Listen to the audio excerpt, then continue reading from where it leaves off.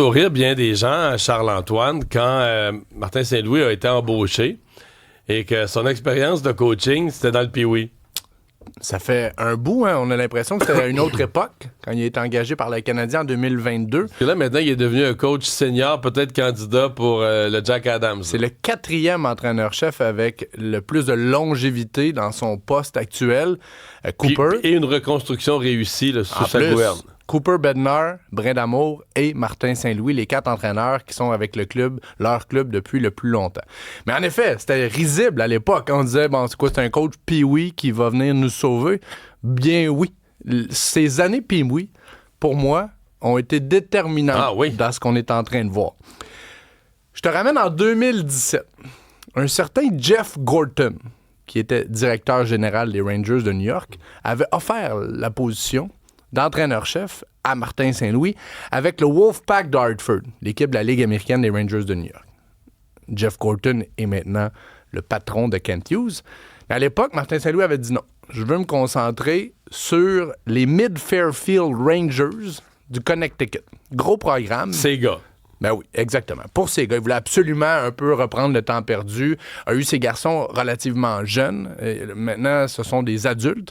Il a 50 ans, Martin Saint-Louis. Il a longtemps dit qu'il avait, même s'il a manqué des années importantes, il se sent privilégié d'avoir eu ses enfants relativement jeunes.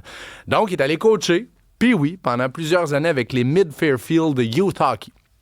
Ses 3 garçons, Ryan Saint-Louis, qui a 23 ans aujourd'hui, a porté les couleurs de l'Université Brown, a joué au hockey, une invitation avec les Penguins de Pittsburgh, camp de développement. 23 ans, Ryan. Lucas Saint-Louis, 21 ans, lui a joué pour Harvard, mais également été invité par les Penguins de Pittsburgh. Et le plus jeune, Mason Saint-Louis, vous vous souviendrez peut-être qu'il y a eu un ennui de santé lorsque Martin s'était absenté. C'était parce que Mason avait été frappé au hockey. Mason Saint-Louis a 18 ans.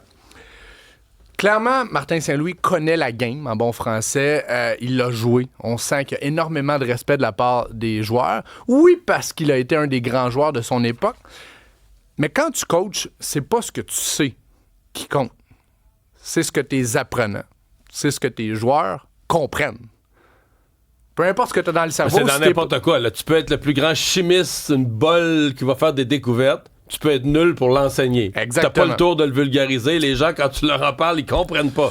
Toi, tu te comprends dans ta tête, mais les autres, tu leur enseignes pas. Donc, tes connaissances ne vont pas, justement, rejoindre autant l'apprenant que si tu es en mesure de le traduire. Ça, c'est le premier concept. N'importe quel joueur va te dire que quand je vais savoir que tu t'intéresses à qui je suis comme personne, moi, je vais m'intéresser à ce que tu connais. Il faut absolument qu'il y ait un canal de respect, de communication qui est ouvert dans n'importe quelle relation de mentor, mentoré ou d'entraîneur-apprenant.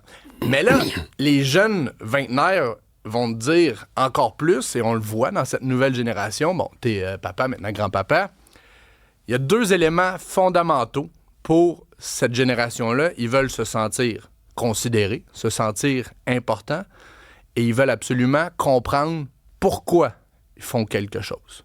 Ça suffit pas de dire « parce que je l'ai dit ». Exact. Tu vas faire ça, pourquoi? Parce que je l'ai dit. Comme à l'époque où Martin Saint-Louis est un joueur notamment avec John Tortorella. Donc, moi, je suis convaincu que si cette année, Demidov, qui est né en 2005, 2005, pensez-y, Slavkovski, qui est né en 2004, Hudson, également en 2004, Kapanen en 2003, Caulfield en 2001, Suzuki est le seul du jeune noyau qui est né avant les années 2000, en 1999. Je suis convaincu, si on voit la connexion dans le regard de ces jeunes-là et qu'ils offrent leur meilleur rendement en carrière, qu'ils ont tous individuellement et collectivement progressé cette saison et depuis le début du règne de Martin Saint-Louis. Il n'y a aucun qui a régressé. Hein? Exact. Mais tu sais, ça peut paraître simple parce qu'on souvent on fait des calculs des règles de 3 de l'exponentielle. On peut en nommer là, qui ont fait des beaux flashs au début, puis la deuxième, troisième saison. Ça... Moi, je suis convaincu que c'est parce que Martin Saint-Louis a connecté avec cette génération-là, parce que les joueurs que je viens de te nommer ont exactement le même âge que ces 3 garçons et que cette génération, puis oui, qui a appris avec Martin Saint-Louis. Donc, c'est une chose d'avoir du bagage, c'en est une autre de transformer ce bagage-là et de le rendre digeste pour des gars de 19, 20, 21 ans. Fait qu'autant on a ri de ces années Pee-wee, moi, autant que je suis convaincu, c'est ça qui fait la différence cette année et qui permet aux Canadiens d'avoir une saison bien au-dessus de ses attentes. Sauf que là, pour les séries, on pourra s'en reparler demain, mais il n'y a pas beaucoup d'optimisme. Les preneurs au livre, les spécialistes hockey un peu partout dans la ligue, tout le monde semble avoir pris pour acquis qu'il n'y a pas de série, là, que c'est Tampa Bay all the way. Tu sais, moi, j'ai tendance à être plus rationnel qu'émotif. Et je ne suis pas nécessairement très optimiste. Pour un paquet de raisons, pour l'expérience, pour l'infirmerie. Mais en même temps, combien de fois cette année? Ils nous ont toujours surpris. Exact. Combien de fois on a douté? Combien de fois on s'est dit, ouf, OK, là, c'était beau la vague du début de saison, mais là, on va avoir un passage à vide. Il n'y a jamais eu de passage à vide. Grâce notamment à Martin Saint-Louis qui est capable de parler au bon moment, de toucher sur les bons boutons. Moi, j'avoue avoir été refroidi parce que je trouve que ça finit mal, le côté avantage numérique, gardien de but. J'ai comme 2-3 grosses affaires que je trouve que les 10 derniers jours de la saison, ça finit mal. Mais comme tu dis, à chaque fois, dans ces mauvaises passes-là, le Canadien...